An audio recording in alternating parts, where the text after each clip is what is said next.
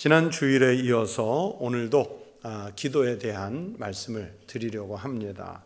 지난 주일 말씀을 시작하면서 제가 여러분에게 요즘 기도는 하고 사십니까? 요즘 기도는 하고 사시느냐고 이런 질문을 했습니다. 그래서 오늘도 다시 묻습니다. 지난 한 주간 동안 그 말씀을 듣고 가셔서 기도하셨는지요? 기도해 보셨는지요? 여러분의 영혼이 숨을 쉬도록, 여러분의 영혼이 하나님과 대화할 수 있도록 주님 앞에 무릎을 꿇고 기도해 보셨는지요? 만약 그렇게 하셨다면 한 주간의 삶에서 가장 잘하신 일이고, 말씀을 듣고 가서도 여전히 기도하지 못하셨다면 여러분의 영혼이 숨을 쉬지 못하도록 스스로 막는 안타까운 삶을 사신 것입니다. 여러분의 영혼이 마음껏 숨을 쉬고 주님과 대화할 수 있도록 기도하기를 쉬지 않는 성도들이 되실 수 있기를 축복합니다. 사도 바울을 통해서 하나님이 말씀하셨지 않습니까? 쉬지 말고 기도하라. 기도는 쉬지 않고 하는 겁니다. 내 영혼이 활동하는 시간 동안 우리는 쉬지 말고 기도해야 합니다. 여러분이 어떤 형편의 삶을 사시든지 기도하기를 먼저 하면서 하나님의 뜻을 구해야 합니다. 그런 성도들을 하나님은 반드시 지키시고 가장 선한 것, 또 가장 좋은 것으로 응답하시는 복을 우리에게 주실 줄로 믿습니다. 오늘 조금 길게 본문을 읽었는데 오늘 말씀 속에는 기도하면 응답하시는 하나님의 역사가 등장을 합니다. 오늘 본문은 구약 사사시대의 마지막 사사이면서 또 그의 선택을 통해서 사울을 왕으로 세우고 이스라엘 역사의 왕정 시대를 열었던 사무엘이라는 인물이 출생하게 된 배경을 기록한 말씀입니다. 그렇다고 오늘 본문 속의 주인공은 사무엘이 아니고 그를 낳은 어머니 한나, 그 여인이 주연입니다. 오늘 성경 말씀 속의 주연인 한나의 남편은 엘가나라는 사람인데 이 말씀에 보니까 한나와 브닌나라는 두 아내를 두고 있었다고 오늘 본문 2절이 밝히고 있습니다. 그 중에 한나는 전혀 자녀를 낳지 못했고 또 브닌나에게는 자식이 있었다고 말씀합니다. 엘가나는 한나가 자녀를 낳지는 못했지만 그녀를 진정으로 사랑했습니다.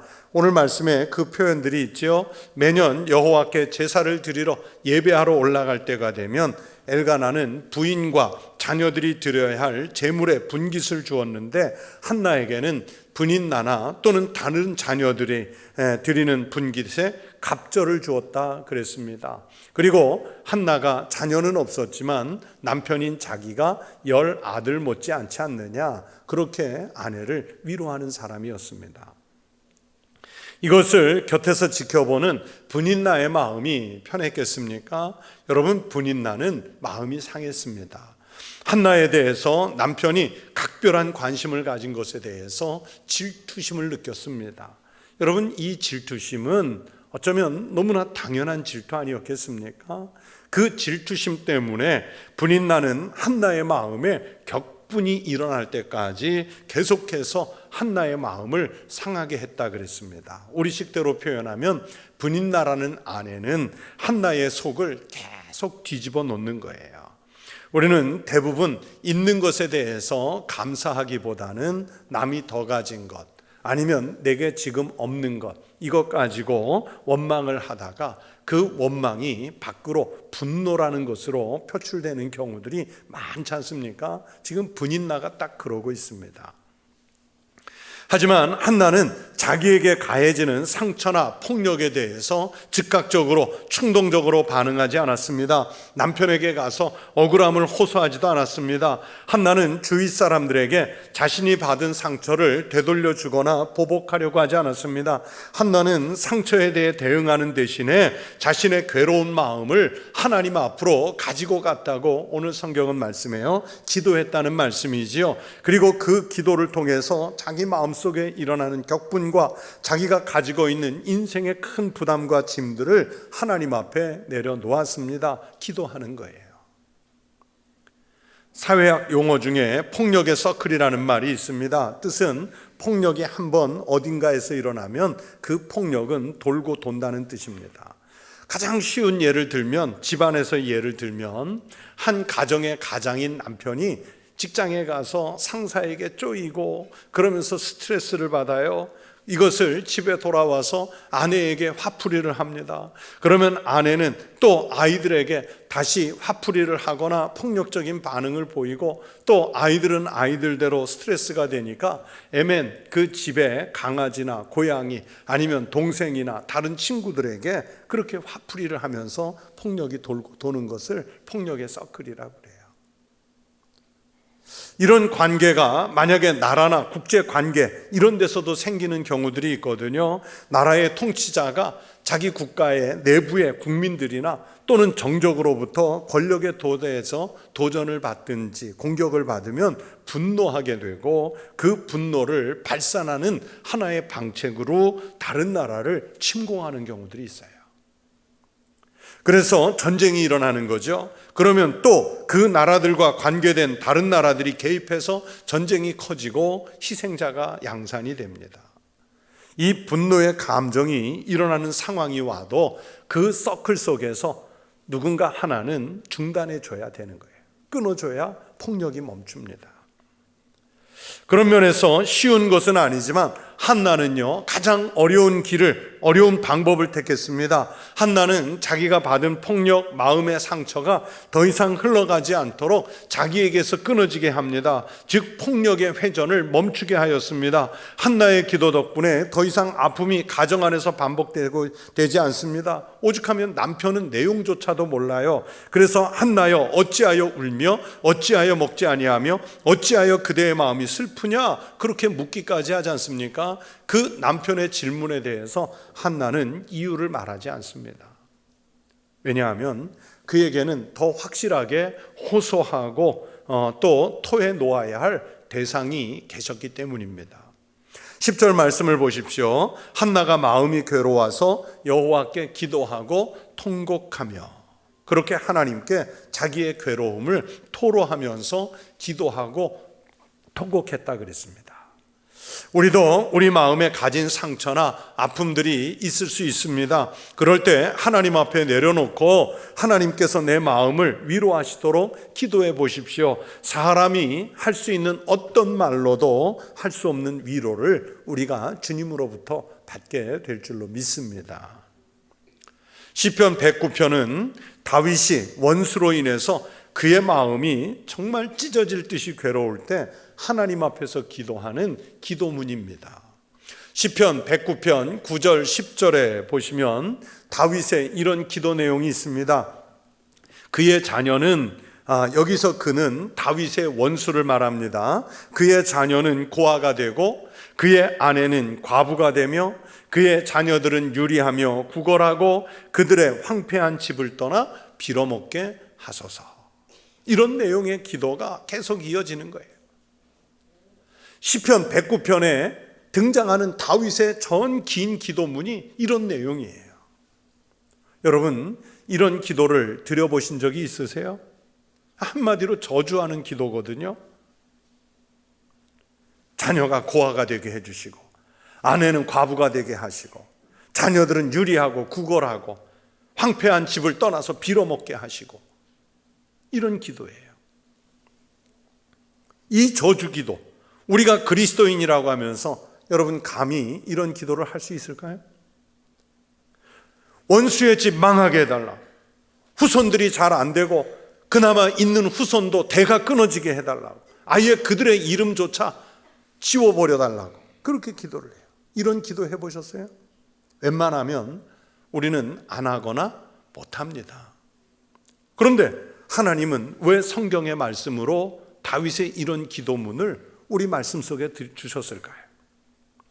저는 이것이 우리가 비록 원수들로부터 험한 일을 당하더라도 그들에게 우리의 분노나 악한 감정을 표현하지 말라는 하나님의 의도라고 생각했습니다. 무슨 뜻인가 하면 우리를 미워하는 자에게 함부로 말하거나 충동적으로 반응하거나 감정적이거나 신경질적으로 대응하지 말고 대신에 그런 감정이 마음속에서 솟아오르더라도 그것까지도 하나님께 다 쏟아 놓으라는 것입니다. 그렇게 험한 말과 심지어 저주의 감정까지도 하나님 앞에 와서 쏟아 놓으면 하나님이 받아주신다는 거예요. 그런데 여러분 생각해 보세요. 그런 감정을 하나님 앞에 쏟아내지 않고, 즉 기도하지 않고 사람들에게 쏟아냅니다. 그래서 서로 감정이 상하고 관계가 깨지고 그러다 보면 나중에 원수까지 되잖아요. 하나님은 그런 감정까지도 하나님 앞에 쏟아놓는 하나의 모델로 다윗의 기도 같은 것을 우리에게 하나님 말씀으로 주시는 거예요. 여러분, 오늘 본문 말씀에서 한나가 하나님 앞에서 어떤 마음으로 기도를 드립니까? 마음이 괴로워서 여호와께 기도하고 통곡하며. 여러분, 마음이 정말로 괴로운 사람이 점잖게 앉아서 고상한 말로 침착하게 아름다운 문장 만들어 그렇게 기도할 수 있을까요? 제가 부목사 시절에 장로님이셨다가 은퇴하셔서 원로 장로님이 되신 분이 한 분 계셔요. 우리 성구, 이런 성구를 만드는 큰 제재소를 하시던 장로님이셨는데 은퇴하고 바로 원로가 되신 지 얼마 안 돼서 그만 뇌출혈로 쓰러지셔서 병상에 누워있게 되셨어요. 이제 제가 교구 목사니까 여러 번 이제 신방을 가는데 어느 날 이렇게 세월이 조금 지나서 일어나셔가지고 지팡이에 의지해서 한 발짝, 두 발짝 조금씩 걷다가 또 몇 달 있다 뵈면 그 걸음수가 조금씩 늘어났어요.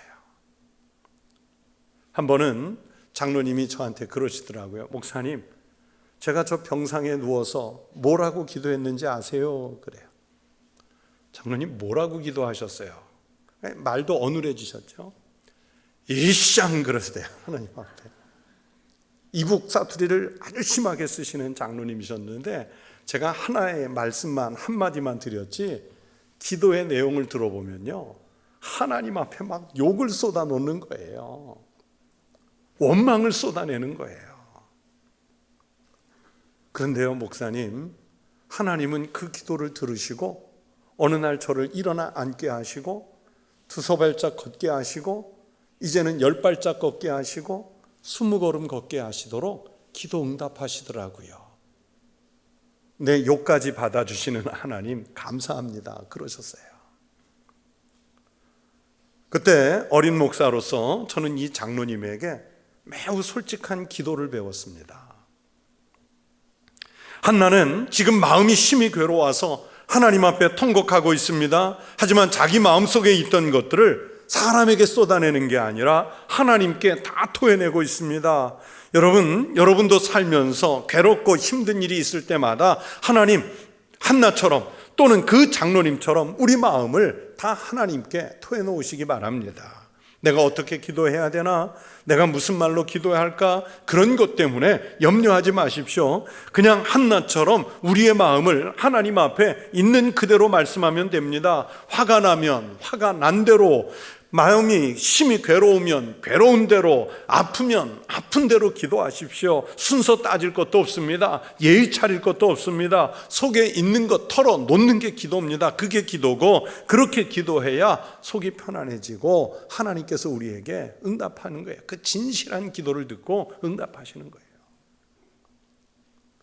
우리가 기도하면서 괴로운 마음을 토로하면 성령께서 우리의 마음을 어루만져 주십니다. 위로해 주십니다. 상처를 싸매 주시고 씻어 주십니다. 혼란스러운 마음을 평강으로 채워 주실 줄로 믿습니다. 그렇게 마음을 쏟아놓고 기도하면 마음이 가라앉습니다. 감정이 가라앉으면 그때 나에게 필요한 것이 진짜 무엇인지 깨닫게 되는 거예요. 그리고 하나님이 진정으로 원하는 것이 무엇인지도 이제 영안을 열어서 알게 됩니다. 한나도 하나님 앞에서 통곡하는 가운데 자기 마음에 있는 것을 격분해서 하나님께 아뢰지 않습니까? 11절이 그 간절한 마음입니다. 만군의 여호와여, 만일 주의 여종의 고통을 돌보시고 나를 기억하사 주의 여종을 잊지 아니하시고 주의 여종에게 아들을 주시면, 내가 그의 평생에 그를 여호와께 드리고 삭도를 그의 머리에 대지 아니하겠나이다.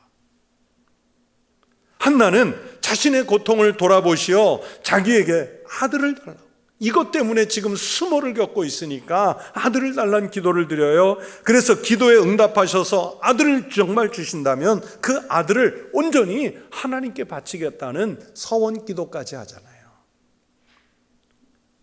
한나의 이 서원은 자기를 위한 기도였지만 결과적으로는 자신만을 위한 기도가 아니었습니다. 하나님을 위해서 헌신하는 기도가 되었습니다. 당시의 제사장은요, 오늘 성경에 나오는 대로 늙은 엘리 제사장의 두 아들 홈니와 비느하스가 이스라엘의 제사장이었어요. 그런데 이 홈니와 비느하스는 제대로 제사장의 역할을 감당하지 못했고 오죽하면 행실이 아주 타락했다고 사무엘상 1장 2장을 읽어가면 나와요. 그래서 하나님이 이 두 형제 제사장을 저주를 하셔가지고 형제 제사장이 한 날 죽어요.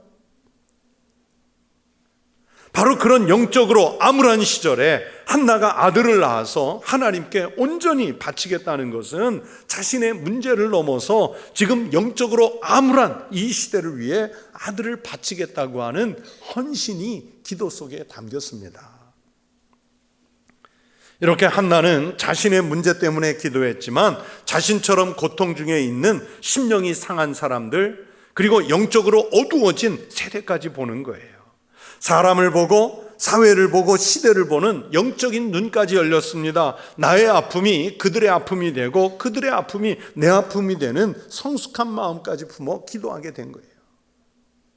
여러분, 우리의 기도가 그래야 합니다. 내 마음에 간절한 소망이 나의 소원만 해결하고 끝나는 것이 아니라 내 마음의 소원을 하나님께서 들어주시면 그것이 이웃에게는 어떤 도움이 되고 하나님께는 어떻게 영광이 될 것인지 그것까지 생각하며 기도할 수 있도록 하나님은 우리를 이끌어 가시는 거예요. 그러면 하나님은 그 기도를 기쁘게 받아주시고 응답도 해 주시는 줄로 믿습니다. 오늘 본문에 등장하는 또 다른 여인 브닛나를 보세요. 브닛나는 다른 사람의 고통을 보지 못했습니다. 심지어 바로 자기 옆에서 지금 마음이 찢어지고 울며 기도하며 심령이 괴로운 한나의 고통을 헤아리지 못했습니다. 오히려 한나에게 고통을 가중시키는 역할이나 하고 있습니다. 왜 그렇습니까? 브닛나 자신은 고통이 없어서 그렇습니까? 고통을 몰라서 그렇게 합니까? 아닙니다. 고난이 없는 사람은 하나도 없잖아요. 브닛나는 여러 명의 자녀를 두고 있었습니다. 그러나 자기는 남편의 사랑을 받지 못한다고 느끼는 그런 불행한 마음의 소유자였어요. 앞에서 조금 말씀드린 대로 이미 자기가 가지고 있는 축복에보다는 자기에게 없는 것을 원망하고 분노로 쏟아내는 그런 여인이었어요. 그러나 브닛나는 바로 자신의 아픔과 그 고통, 분노의 감정을 하나님 앞에 가져오지 않았습니다. 오히려 화가 난 감정이 돼서 한나를 괴롭히는 데 사용하지요. 여러분, 만약에 브닛나도 한나처럼 하나님 앞에 나와서 자기가 겪는 소외감, 아픔, 남편의 사랑이 부족해서 느끼는 질투심, 이런 것을 하나님께 호소하고 기도했다면 아마 새로운 영적 경험을 하게 하셨을 거예요.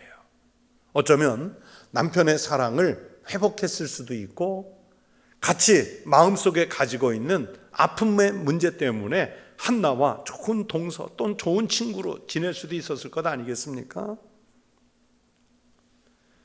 여러분, 우리는 기도할 때 하나님께서 우리의 기도에 대해 어떻게 응답해 주실지, 하나님께서 무슨 일을 하실지 잘 몰라요. 다만 우리는 우리의 생각이나 판단의 기초에서 최선을 다해서 기도하는 거고요. 하나님의 응답과 하나님의 인도하심을 기도하면서 우리는 그냥 기다리는 거죠. 한나는 자기가 필요한 것을 기도했지요. 아들을 달라고 기도했지요. 하지만 한나는 기도하면서 자기가 필요한 것만 생각하지 않았습니다. 자기의 소원을 넘어서 이스라엘이 소망하는 큰 기도까지 같이 드렸습니다. 주의 여종에게 아들을 주시면 내가 그의 평생에 그를 여호와께 드리겠나이다. 여러분, 이 성경 말씀 속에 한나의 기도가 얼마나 아름답습니까?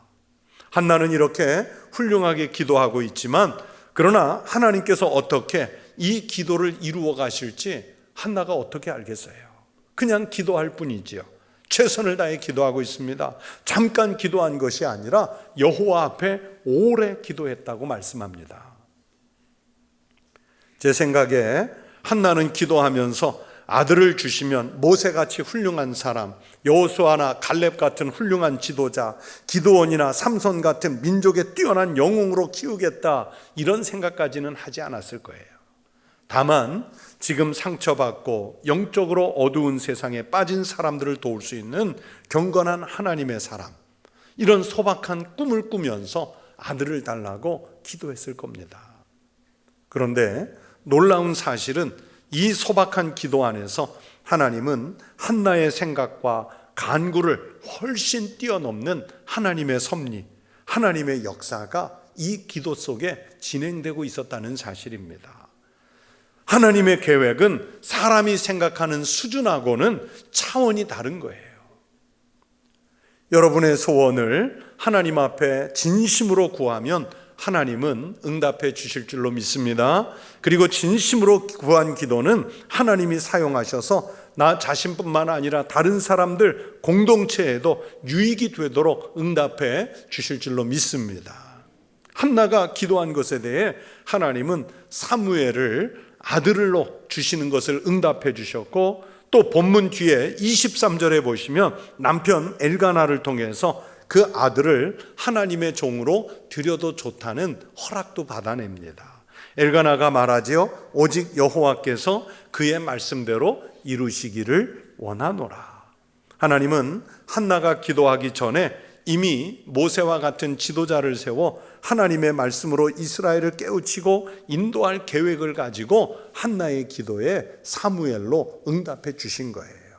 이렇게 한나의 간절한 기도는 하나님의 큰 역사와 만나게 되었습니다.